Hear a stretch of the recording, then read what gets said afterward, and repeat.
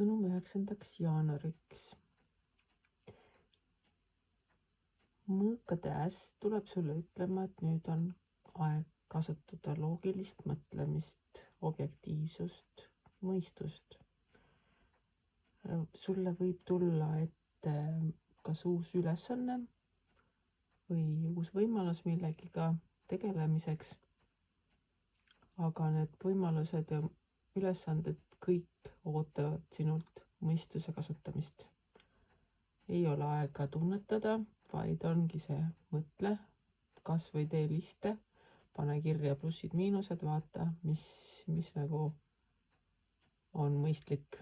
Ehk et kasuta oma aju kindlasti, loogilist mõtlemist, mitte ma arvan, ma mõtlen, niisugust ehku peale minekut ei ole mõtet. Mõtle loogiliselt.